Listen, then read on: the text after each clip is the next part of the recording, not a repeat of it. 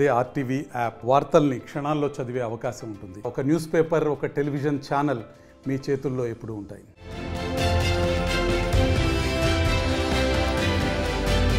ఆ నేతన్నకు బతుకంతా బరువైంది. పూట గడవడం ఇబ్బందిగా మారింది. దీంతో బలవన్ మరణానికి పాల్పడ్డాడు. రాజన్న సిరిసిల్ల జిల్లాలో ఈ విషాదకర ఘటన చోటు చేసుకుంది.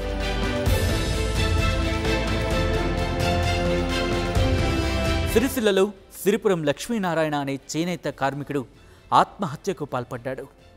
ఇంట్లో ఉరేసుకొని ప్రాణాలు తీసుకున్నాడు. శివరాత్రి లింగయ్య అనే వ్యక్తి దగ్గర లక్ష్మీనారాయణ పనిచేస్తున్నాడు.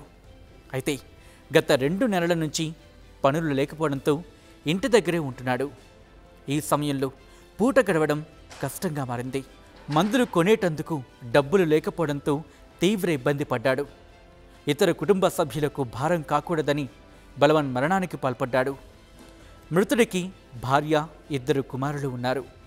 2 కొడుకులకు పెళ్లిళ్లు చేశాడు. మొన్నటి వరకు పెద్ద కుమారుడు టెక్స్టైల్స్ పార్కులో పనిచేశాడు. అక్కడ పని లేకపోవడంతో సొంతంగా హోటల్ పెట్టుకున్నాడు. చిన్న కుమారుడు ప్రైవేట్ ఉద్యోగం చేస్తున్నాడు. ఘటనా స్థలాన్ని పోలీసులు పరిశీలించారు.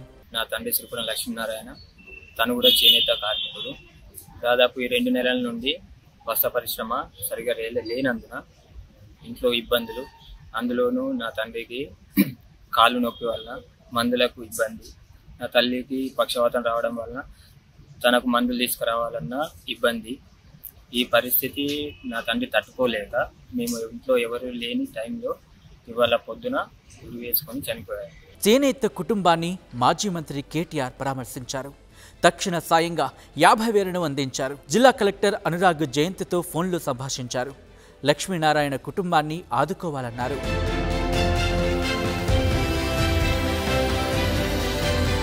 నేతన్న పార్థివ దేహానికి నివాళులర్పించారు బండి సంజయ్. ₹1,00,000 ఆర్థిక సహాయాన్ని అందించారు.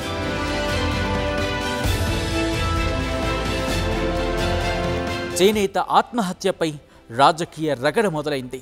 కాంగ్రెస్, బీఆర్ఎస్ ప్రభుత్వాల తీరు వల్లే నేతన్నలు బలవన్మరణానికి పాల్పడుతున్నారని బీజేపీ నేతలు మండిపడుతున్నారు. దీనిపై రేవంత్ ప్రభుత్వాన్ని నిలదీస్తామంటున్నారు. నేత కార్మికుడు చెప్పాడు, 270 కోట్ల రూపాయలు బతుకమ్మ చీరల పేరుతో ఆర్డర్ తీసుకొని నీ ప్రభుత్వ హయాంలోనే నేతన్నలు పుట్టగొట్టి నువ్వు 270 కోట్లు బకాయి ఉన్నది ఎవరు? నువ్వే. ఎందుకు వెళ్ళని ప్రభుత్వ హయాంలో? ఇలా విద్యుత్ సబ్సిడీ అది ఇవ్వలేదు, అది మొత్తం ఆపేసినావు. వర్కర్ టు ఓనర్ అని చెప్పన్నావు. 370 కోట్లు కేటాయిస్తాను. 7 షెడ్లు అక్కడక్కడ షెడ్లు నిర్మించినావు. ఎక్కడ ఉపయోగపడ్డదా నీ పథకం? ఇవాళ మళ్ళా నేతన్నల మీద మళ్ళా మోసంకరిగా వస్తున్నాడు. నీ ప్రభుత్వ హయాంలోనే ఆత్మహత్యలు చేసుకున్నది. నీ నేరమన్నీ ఇంకోళ్ళు నేర్తారు. ఇక కాంగ్రెస్ పార్టీ వీళ్ళు వాళ్ళని చెప్తారు, వాళ్ళు వీళ్ళ మీద. ఈ 2 పార్టీలే ఇలా బతుకులు నాశనం చేసి 2 పార్టీల కారణం ఇవాళ.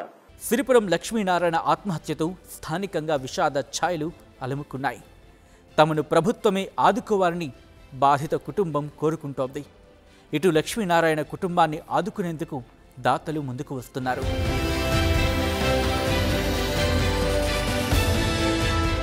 మరిన్ని వీడియోస్ కోసం ఛానల్ ని సబ్స్క్రైబ్ చేయండి. లేటెస్ట్ అప్డేట్స్ కోసం వాట్సాప్ ఛానల్ ని ఫాలో చేయండి.